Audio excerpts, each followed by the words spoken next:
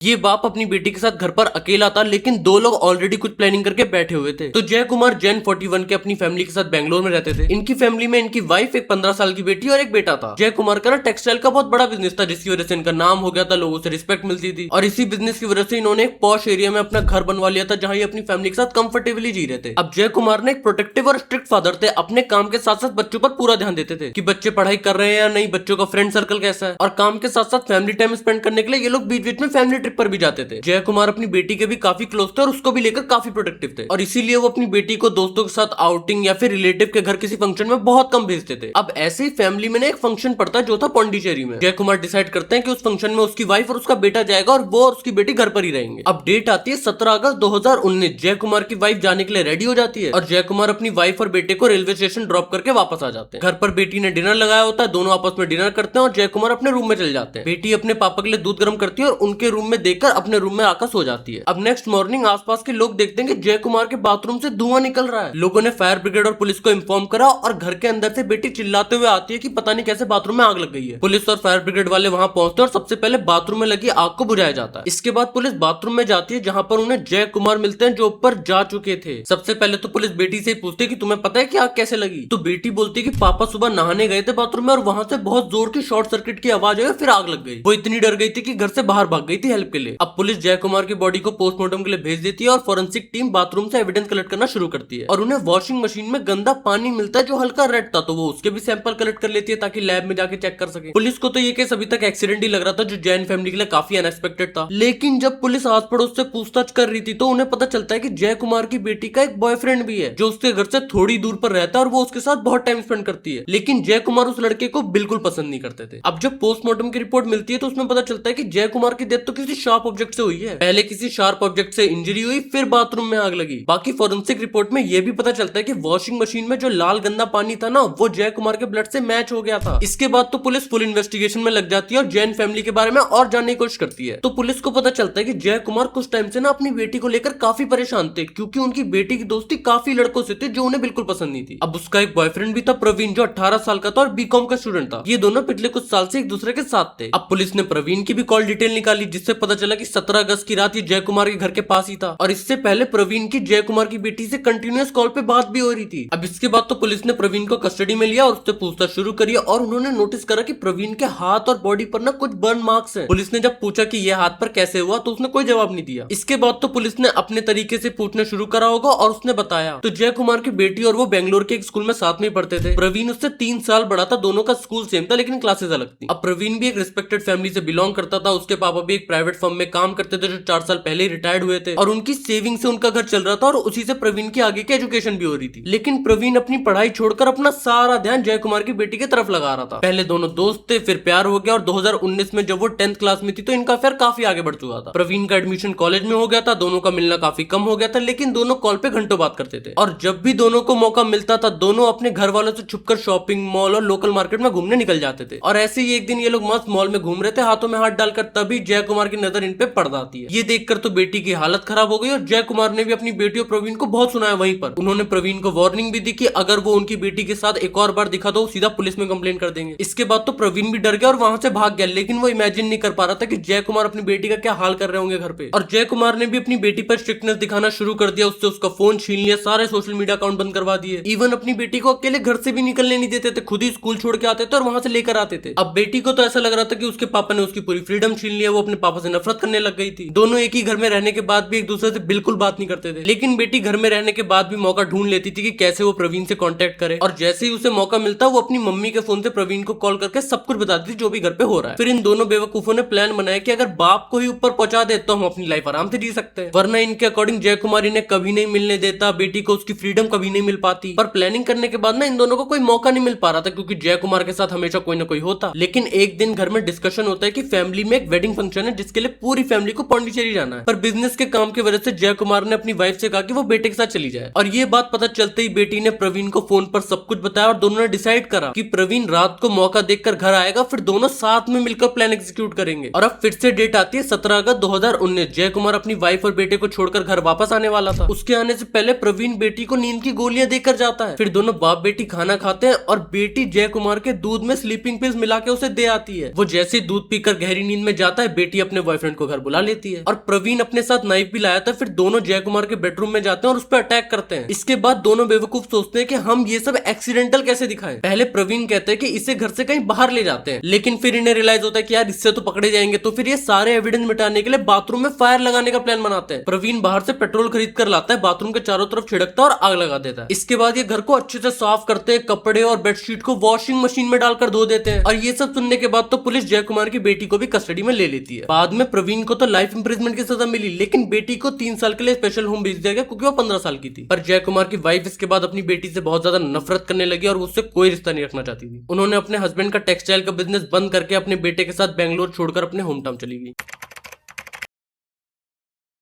ये बंदा एक टाइम पर नेशनल लेवल बॉक्सर था, लेकिन फिर इसकी लाइफ किसी और डायरेक्शन में चली गई। वहां ये एक लड़की से मिला जो ऑलरेडी एक ड्रामे में पड़ी हुई थी। तो जितेंद्र नाम का ये बंदा नोएडा के एक फ्लैट में रहता था और 12 जनवरी 2018 को इसकी फैमिली परेशान होकर इसके एक दोस्त को कॉल करती है ताकि वो जितेंद्र के फ्लैट पर जाकर एक बार चेक करे कि वो पिछले 2 दिन से फोन क्यों नहीं उठा रहा है, सब ठीक तो है वहां पर। अब जितेंद्र का दोस्त प्रीतम उसके फ्लैट में जाता है और देखता है कि फ्लैट तो बाहर से बंद है। तो वो फ्लैट की डुप्लीकेट चाबी से दरवाजा खोलता है और सीधा जितेंद्र के बेडरूम में जाता है। वहां जितेंद्र होता है, लेकिन वो ऊपर जा चुका था। अब इसके बाद प्रीतम पुलिस को इन्फॉर्म करता है और पुलिस के इंस्पेक्शन से पता चलता है कि जितेंद्र के ऊपर ये 4 बार चलाई गई थी, लेकिन घर में कोई तोड़फोड़ नहीं हुई थी, किसी के फोर्सफुली एंट्री करने का भी कोई प्रूफ नहीं था। और देखने से ऐसा लग रहा था कि जितेंद्र ने किसी के साथ लंच भी करा था क्योंकि वहां पर 2 खाने की प्लेट्स भी रखी हुई थी। बट घर से जितेंद्र का फोन और पर्स गायब था। अब पुलिस सोसाइटी के गार्ड के रजिस्टर में गेस्ट की एंट्री चेक करते कि कोई उसके फ्लैट में गया था या नहीं, पर वहां से भी कुछ नहीं पता चलता। एक तो सोसाइटी के गार्ड लोग ना मोस्ट ऑफ द टाइम बस डिलीवरी वालों का ही नाम और नंबर लिखते हैं। इसके बाद सीसीटीवी फुटेज चेक किए जाते तो पता चलता है 10 जनवरी को जितेंद्र 12 बजे अपने फ्लैट पर आया था और उसके बाद से वो अपने फ्लैट के बाहर नहीं निकला था। लेकिन 12:30 बजे एक लड़की आई थी जो 4 बजे उसके फ्लैट से निकली थी और उसी के बाद से जितेंद्र का फोन भी बंद हो गया था। अब फुटेज में तो लड़की का फेस पूरी तरीके से कवर था, पुलिस वाले क्या ही पहचानते। तो फ्लैट के आसपास के लोगों से भी पूछा जाता है पर उन्हें भी कोई आइडिया नहीं था कि ये कौन है। तो अब पुलिस लग जाती है जितेंद्र की बैकग्राउंड हिस्ट्री निकालने में। तो जितेंद्र मान 27 साल का अपनी फैमिली के साथ दिल्ली में रहता था। ये एक मिडिल क्लास फैमिली से बिलोंग करता था और अपने करियर को लेकर ना काफी पैशनेट था हमेशा से। इसे बॉक्सिंग का शौक बचपन से था और बड़ा होकर इसने उसे ही करियर बना लिया। जितेंद्र एक नेशनल लेवल बॉक्सर बन गया था। 2006 में इसने नेशनल लेवल पर रिप्रेजेंट भी किया था। लेकिन जब जितेंद्र का बॉक्सिंग करियर पीक पर था ना, इसे एक सीवियर इंजरी हो गई जिसकी वजह से इसे बॉक्सिंग छोड़नी पड़ गई। अब बॉक्सिंग पूरी तरह छोड़ने के बाद ना इसे समझ नहीं आ रहा था कि ये अपने करियर में क्या करे, कैसे आगे बढ़े। तो 2015 में जितेंद्र ग्रेटर नोएडा शिफ्ट हो जाता है और यहीं पर अकेले रहने लगता है। अब इसे फिटनेस का शौक तो था ही और इसी शौक को पूरा करने के लिए इसने एक जिम ज्वाइन कर ली और फिर ये फिटनेस को लेकर इतना ज्यादा पैशनेट हो गया कि उसी जिम में ट्रेनर बन गया और वहीं काम करने लगा। अब पुलिस जितेंद्र के लास्ट कुछ दिनों की ना कॉल हिस्ट्री निकालती है तो पता चलता है कि सृष्टि गुप्ता नाम की एक लड़की है जिससे जितेंद्र की डेली बात हो रही थी। अब जितेंद्र के दोस्तों ने भी पुलिस को बताया कि सृष्टि भी ग्रेटर नोएडा के एक फ्लैट पर रेंट पे रहती है और वो उसी जिम में भी जाती थी जहां पर जितेंद्र ट्रेनर था। ये दोनों एक दूसरे को डेट कर रहे थे और पिछले कुछ टाइम से इनके बीच में कुछ झगड़े भी चल रहे थे, वही नॉर्मल झगड़े जो किसी भी कपल के बीच में चलते हैं। अब ये बात सुनकर पुलिस सृष्टि के फ्लैट पर पहुंचती है, लेकिन वो वहां नहीं थी। और जब पुलिस उसकी लोकेशन ट्रेस करने लगी तो उन्हें पता चला कि ये तो पुलिस को ही कंफ्यूज किया जा रहा है क्योंकि सृष्टि की लोकेशन जहां पर ट्रैक हो रही थी ना वो वहां पर होती ही नहीं थी। अब इसके बाद पुलिस का एक इन्फॉर्मर सृष्टि की एग्जैक्ट लोकेशन बताता है। एक तो ये इन्फॉर्मर लोग पता नहीं कहां रहते हैं और कैसे काम करते हैं, मुझे बड़ा इंटरेस्ट है इसमें। पुलिस लोकेशन पर जाकर सृष्टि को अरेस्ट कर लेती है, फिर उससे पूछताछ शुरू होती है। तो ये 25 साल की थी और अपनी फैमिली के साथ बुलंदशहर में रहती थी। ये पढ़ने में काफी अच्छी थी और ये भी अपने करियर में कुछ बड़ा करना चाहती थी। पर इसी टाइम इसको एक इमरान नाम के लड़के से प्यार हो जाता है जो 40 साल का था और एक मीट शॉप चलाता था। ये शॉकिंग बात नहीं है। प्रॉब्लम वाली बात ये थी कि इमरान शादीशुदा था और इसके बच्चे भी थे। सृष्टि को ये बात पता थी, फिर भी इसने अपना रिलेशन कंटिन्यू रखा क्योंकि इमरान के पास पैसा था और वो सृष्टि पर खर्च करता था। अब सृष्टि इमरान को ट्रस्ट दिलाने के लिए उससे चुपके से शादी भी कर लेती है, पर इस रिलेशन के बारे में ना ही सृष्टि के पेरेंट्स को पता था ना ही इमरान की वाइफ और बच्चों को। अब सृष्टि को अपने करियर में कुछ अच्छा करना था तो ये ग्रेटर नोएडा आकर अकेले रहने लगी और अपना करियर सेट करने में लग गई। और इमरान भी इसे फुल सपोर्ट करता था, सृष्टि का जो भी मंथली खर्चा होता था उसे दे देता था। और इसी वजह से सृष्टि अच्छी सोसाइटी में रह रही थी, अपने दोस्तों के साथ घूम रही थी, महंगे कपड़े और बैग खरीद रही थी, अपने सारे शौक वो इमरान के पैसों पे पूरे कर रही थी। करियर सेट होते हुए तो मुझे कहीं नहीं दिख रहा। और बीच बीच में ना इमरान सृष्टि के फ्लैट पर भी आता था और इसे लेकर ना बहुत पॉजिटिव हो गया था। इसे अपनी बीवी बच्चों के लिए पॉजिटिव होना चाहिए था, पता नहीं किस चक्कर में पड़ा था। खैर अब इमरान को हमेशा डर लगता था कि सृष्टि किसी लड़के से क्लोज ना हो जाए, तो ये उससे दूर रहकर भी इस पर पूरी नजर रखता था। अब सृष्टि ने यहाँ पर आकर अपनी पूरी लाइफस्टाइल चेंज कर ली थी और 2017 में इसने फिट रहने के लिए जिम भी ज्वाइन कर लिया। अब वहां पर जितेंद्र इसका मेन ट्रेनर बना, इसे अच्छे से भाई वेट ट्रेनिंग सिखाता था। अब सृष्टि को जितेंद्र बहुत हैंडसम और अच्छी पर्सनैलिटी वाला बंदा लगा। ये उससे एक्सरसाइज के साथ साथ बाकी बातें भी करने लगी और जिम में ये लोग बहुत टाइम स्पेंड करते थे। अब धीरे धीरे दोनों को साथ रहना इतना अच्छा लगने लगा कि ये दोनों एक दूसरे के फ्लैट पे भी आने लगे, साथ में बहुत बहुत टाइम स्पेंड करते। और फिर सृष्टि पुलिस को बताती है कि एक दिन जितेंद्र इसके फ्लैट पर अचानक से आया। सृष्टि ने दोनों के लिए कॉफी बनाई, पर जितेंद्र ने मौका देखकर ना उसकी कॉफी में नशीली दवाई मिला दी। फिर जब सृष्टि बेहोश हो जाती है तो ये उसके साथ गलत काम करता है, उसकी एमएमएस बनाता है और इसके बाद से जितेंद्र इसे ब्लैकमेल करने लगता है कि ये एमएमएस सोशल मीडिया पर वायरल कर दूंगा। अब जब सृष्टि उसके हाथ पांव जोड़ने लगी कि प्लीज ये एमएमएस डिलीट कर दो, तो जितेंद्र उससे अच्छा खासा अमाउंट मांग रहा था और बार बार उसे फिजिकल होने के लिए कहता था। अब एक इंटरव्यू में जितेंद्र का भाई बोलता है कि सृष्टि ये सब झूठ बोल रही थी। फैमिली का कहना था कि जितेंद्र के पास खुद बहुत पैसे आ गए थे, वो इसे ब्लैकमेल नहीं कर सकता। सृष्टि अपनी मर्जी से रिलेशनशिप में आई थी और जो भी हुआ इन दोनों की मर्जी थी। अब सृष्टि कुछ महीनों से सैड थी, डर में जी रही थी। वो जितेंद्र के आगे हाथ पैर जोड़ रही थी कि वीडियो डिलीट कर दे, पर जितेंद्र उस पर कंटिन्यूअस प्रेशर बनाया जा रहा था। और एक दिन इमरान आता है सृष्टि से मिलने उसके फ्लैट पर। उसने नोटिस करा कि सृष्टि बहुत ज्यादा परेशान लग रही है और इमरान के बार बार पूछने पर सृष्टि ने उसे सब कुछ बता दिया। और ये सब सुनकर तो इमरान का गुस्सा अलग लेवल पर था। ये पहले अपने बीवी बच्चों पे क्यों नहीं ध्यान देता था। खैर अब इसे सृष्टि पर भी शक हो रहा था कि इसने अपनी मर्जी से तो रिलेशन नहीं बनाया उसके साथ। तो इमरान सृष्टि से कहते हैं कि अगर तुम सच बोल रही हो और जितेंद्र ने तुम्हें धोखा देकर फिजिकल रिलेशन बनाया है, तो तुम्हें तो अपने हाथों से जितेंद्र को ऊपर पहुंचाना चाहिए। अब ये सुनकर वो डर गई, लेकिन इमरान अभी तक इसके लिए इतना कुछ कर चुका था कि वो मना नहीं कर पाई। तो इमरान प्लान बनाता है कि वो सृष्टि को ये लाकर देगा और फिर सृष्टि जितेंद्र को ऊपर पहुंचाएगी। तो फिर इमरान कॉल करके अपने ड्राइवर नफीस को बोलता है कि मुझे ना एक ये चाहिए। नफीस जैसे तैसे अरेंज करता और लाकर दे देता है इमरान को। अब इसके बाद इमरान सृष्टि को ट्रेनिंग देता है कि कैसे चलानी है, कहां पर चलानी है, कैसे रखना है। और अब इमरान और सृष्टि को कोई भी बात करनी होती थी ये व्हाट्सएप का इस्तेमाल करते थे, फोन कॉल्स बिल्कुल बंद कर दिए थे। और अब आती है डेट 10 जनवरी 2018। सृष्टि दोपहर को जितेंद्र के घर पर पहुंचती है, दोनों लंच करते हैं और फिर बातें शुरू होती हैं। बातों बातों में सृष्टि लास्ट बार बोलती है कि तुम मेरी वीडियो डिलीट करोगे या नहीं। जितेंद्र साफ साफ मना कर देता है, तो सृष्टि अपने पर्स से ये निकालती है और उस पर चला देती है। इसके बाद वो उसका मोबाइल लेती है, पर्स लेती है और फ्लैट को बाहर से बंद करके भाग जाती है। अब इसके बाद सृष्टि अपने दोनों फोन नफीस को दे देती है ताकि वो फोन लेकर किसी और सिटी चले जाए, क्योंकि बाद में अगर पुलिस लोकेशन ट्रेस करे तो कभी एग्जैक्ट लोकेशन मिले ही ना। इनको क्यों लगता है ये बहुत स्मार्ट है पुलिस से। खैर फिर पुलिस ने इमरान और नफीस को भी अरेस्ट कर लिया और बाद में इमरान ने बोला कि हाँ मैंने सृष्टि को उकसाया था क्योंकि मुझे अच्छा नहीं लगा था कि सृष्टि और जितेंद्र का अफेयर चल रहा था। बाद में तो कोर्ट ने तीनों को ही लाइफ इंप्रिजमेंट की सजा सुना दी।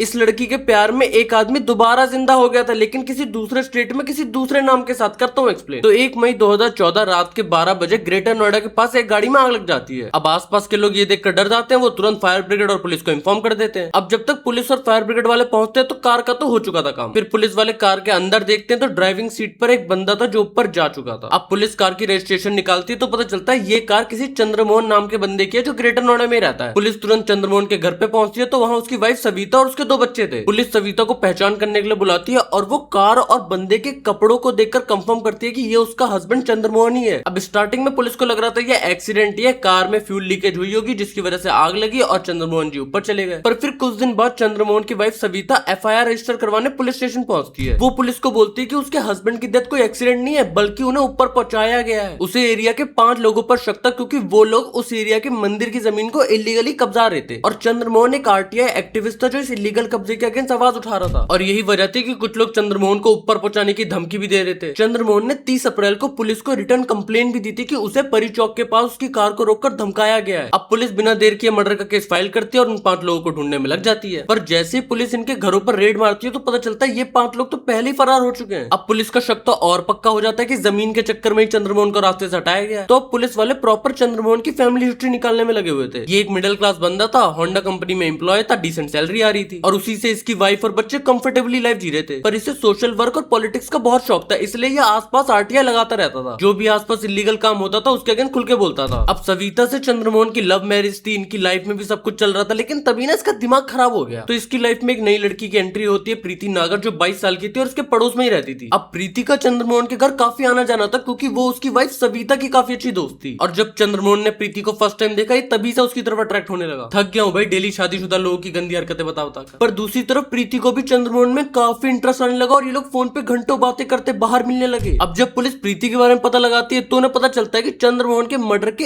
1 महीने बाद 6 जून 2014 को प्रीति भी अचानक घर से गायब हो गई थी और उसके घर वालों ने तो 7 जून को जाकर पुलिस में मिसिंग कंप्लेंट भी लिखवा दी थी। अब पुलिस प्रीति की कॉल डिटेल्स निकालती है तो उन्हें पता चलता है कि प्रीति जो नंबर यूज कर रही थी वो चंद्रमोहन के नाम पर रजिस्टर था और जब उस नंबर की लोकेशन ट्रेस करी गई तो वो बेंगलोर दिखा रही थी। अब अगस्त 2014 को बेंगलोर के एक पीसीओ से ना प्रीति के घर वालों को कॉल आता है एक बंदे का जो बताता है कि उनकी बेटी बेंगलोर में घूम रही है, आके ले जाए। अब ये बंदा कौन था पता नहीं। अब प्रीति के घर वालों ने तुरंत ये बात पुलिस को बताई और वो अपने काम में लग गई। नोएडा पुलिस की बात बेंगलोर पुलिस से हुई और उन्होंने आसपास की सीसीटीवी फुटेज चेक करी तो पुलिस को वहां पर एक बंदा दिखता है होंडा कार फैक्ट्री की यूनिफॉर्म में कॉल करता हुआ, जो बिल्कुल चंद्रमोहन जैसा लग रहा था। पुलिस होंडा फैक्ट्री में जाती है और ओनर को चंद्रमोहन की फोटो दिखाती है। पुलिस उन्हें बताती भी है कि नोएडा में होंडा कंपनी का पुराना एम्प्लॉय है, अब तुम्हारे यहाँ काम करता है क्या? तो कंपनी न्यू एम्प्लॉयज की लिस्ट निकालती है जिसमें एक बंदा आता है नितिन शर्मा, जो बिल्कुल चंद्रमोहन जैसा लग रहा था। अब पुलिस नितिन से कंफर्म करती है कि कौन हो तुम, तो वो बड़े कॉन्फिडेंस से बोलता है कि मैं नितिन हूँ, हरियाणा से बिलोंग करता हूँ। पर चंद्रमोहन की वाइफ सविता ने पुलिस को बता रखा था कि चंद्रमोहन के हाथ में ना एक टैटू बना हुआ है जिसमें उसकी वाइफ और 2 बच्चों का नाम लिखा हुआ है। अब पुलिस उसकी स्लीव ऊपर करती है और वहां वो टैटू दिख जाता है। अब पुलिस चंद्रमोहन को 2-4 डंडे लगाती है तो प्रीति का भी पता चल जाता है। फिर इन दोनों को पकड़ के नोएडा लेके आते हैं। अब पूछताछ के टाइम चंद्रमोहन बताते हैं कि जब प्रीति और ये एक दूसरे को पसंद करने लगे थे तो एक दिन मौका देखकर इसने प्रीति को प्रपोज ही कर दिया। प्रीति ने प्रपोजल एक्सेप्ट तो कर लिया लेकिन एक शर्त रखी कि तुम अपनी वाइफ को डिवोर्स दोगे तभी मैं इस रिलेशन को कंटिन्यू रखूंगी। अब चंद्रमोहन भाई सब प्यार में इतने पागल थे कि इन्होंने हाँ कह दिया कि हाँ दे दूंगा डिवोर्स और फिर इनका अफेयर चालू हो गया। अब प्रीति शादी के लिए प्रेशर बनाई जा रही थी पर ये अपनी वाइफ सविता को डिवोर्स दे नहीं सकता था क्योंकि सविता के घर वाले इसे नहीं छोड़ते। अब प्रीति से धमकी दी जा रही थी कि अगर तूने शादी नहीं करी तो मैं तेरी वाइफ को सब कुछ बता दूंगी और फेक केस में तुझे जेल भी भिजवा दूंगी। तो जेल जाने के डर से चंद्रमोहन ने एक दिन चुपचाप प्रीति को ले जाकर एक मंदिर में उससे शादी ही कर ली। अब शादी के बाद भी ये लोग अलग अलग रह रहे थे और दोनों के घर वालों को भी कुछ नहीं पता था। लेकिन कुछ हफ्ते बाद प्रीति फिर से प्रेशर देने लगी कि मेरी अब शादी हो गई, मैं अपने पेरेंट्स के घर कब तक रहूंगी। वो चंद्रमोहन से बार बार बोली जा रही थी कि चुपचाप अपनी वाइफ को घर से निकालो और मुझे लेकर आओ घर पे। अब इसे कुछ समझ नहीं आ रहा था तो इसके दिमाग में एक प्लान आता है। अब इसके दिमाग में चल रहा था कि अगर ये प्रीति के साथ नॉर्मली रहेगा तो पुलिस वाले और इसके घर वाले सीधा इसे जेल में डाल देंगे, लेकिन अगर ये सबकी नजरों में ऊपर चला जाए तो फिर कोई कुछ कर ही नहीं सकता। फिर ये और प्रीति किसी दूर शहर में जाकर आराम से रहेंगे। बताओ, ये आरटीआई एक्टिविस्ट था। अब इस प्लान के लिए इसने अपने साले विदेश शर्मा को अप्रोच करा। विदेश की फाइनेंशियल कंडीशन खराब थी तो इसने उसे पैसे का लालच दिया। ये विदेश से कहता है कि तेरी बहन सविता और मेरी ना मैरिड लाइफ बिल्कुल अच्छी नहीं चल रही, प्लस हमारी फाइनेंशियल कंडीशन भी खराब है, जिससे सविता हमेशा परेशान रहती है। लेकिन दुनिया की नजर में अगर मैं ऊपर चला जाऊं तो तुझे और तेरी बहन को 36 लाख रुपए मिलेंगे इंश्योरेंस के। और वो विदेश को अपनी जॉब भी ऑफर करता है कि तेरी फाइनेंशियल कंडीशन भी अच्छी हो जाएगी। अब विदेश भी पैसे और जॉब के चक्कर में हाँ बोल देता है, पर वो पूछता है कि ये सब तो ठीक है लेकिन प्लान कैसे एग्जीक्यूट करेंगे। तो चंद्रमोहन कहता है कि मैंने सब कुछ सोच रखा अपने दिमाग में। तो चंद्रमोहन एक ऐसा बंदा ढूंढ रहा था जो हाइट और अपीयरेंस में ना बिल्कुल उससे मैच करे। तभी ये एक भिखारी को घूमता हुआ देखता है जिसकी हाइट और बॉडी स्ट्रक्चर बिल्कुल इसके जैसा था। चंद्रमोहन विदेश से कहते हैं कि ये बंदा बिल्कुल परफेक्ट है, हम इसे ऊपर पहुंचा के अपनी कार में डाल देंगे। और फिर अब प्रीति को भी इस प्लान के बारे में पता था और चंद्रमोहन 30 अप्रैल को एक फेक कंप्लेन देकर आता है पुलिस में, ताकि डेथ के बाद शक उन लोगों पर जाए जो इलीगल जमीन हथिया रहे थे। अब 1 मई की रात चंद्रमोहन सुनसान रास्ते पर कार लेकर खड़ा था। फिर इसके साले विदेश ने अपनी बाइक पर उस भिखारी को बैठाया खाने का लालच देकर, और फिर उस भिखारी को कार की ड्राइविंग सीट पर बैठाकर चंद्रमोहन ने उसका गला। अब इसके बाद चंद्रमोहन ने उसे अपने कपड़े वगैरह पहनाया और मोबाइल और वॉलेट गाड़ी पे रख दिया। अब इसके बाद विदेश अपने घर पर चला गया और चंद्रमोहन तुरंत बेंगलोर भाग गया। अब वहां जाकर इसने अपना सर मुंडवा लिया ताकि कोई पहचान न सके। नितिन शर्मा के नाम से फेक डॉक्यूमेंट्स वगैरह बनवा लिए। फिर जून 2014 को प्रीति ने भी अपने घर से भागने का ड्रामा करा। ये घर से भागते टाइम जोर से चिल्लाने लगी ताकि फैमिली को लगे कि ये किडनैप हुई है। ये लोग क्या फालतू का दिमाग लगाए जा रहे थे। अब प्रीति के बेंगलोर आने के बाद इसे लगा था कि मस्त अब चंद्रमोहन के साथ ऐश की लाइफ जी जाएगी, पर यहाँ आने के बाद चंद्रमोहन फेक आइडेंटिटी के साथ कोई अच्छी जॉब तो कर नहीं सकता था। ये मिनिमम सैलरी में काम करने लगा और ऐश तो दूर की बात बेसिक नीड भी पूरी नहीं हो रही थी। फिर क्या प्रीति चंद्रमोहन से जिद करने लगी कि मुझे नोएडा वापस जाना है। अब इस बात को लेकर दोनों के बीच में डेली झगड़े हो ही रहते और एंड में प्रीति से परेशान आकर चंद्रमोहन ने उसके घर पर कॉल कर ही दिया कि उसके घर वाले आकर उसे मस्त ले जाएंगे और मैं फिर यहाँ पर सुकून की जिंदगी जीऊंगा। अब चंद्रमोहन को तो लाइफ इंप्रिजमेंट की सजा होती है और प्रीति को 6 महीने की सजा होती है क्योंकि उसे ये प्लान पता था। पर विदेश ने चंद्रमोहन का साथ दिया, इसका उन्हें कोई भी सबूत नहीं मिलता तो उसे जाने देते हैं। खैर, अब तुम अपने थॉट और ओपिनियन कमेंट में देना मत भूलना, और ऐसी स्टोरी टेलिंग के साथ तुम और अलग अलग केसेस सुनना चाहते हो तो प्लीज वीडियो को शेयर कर देना,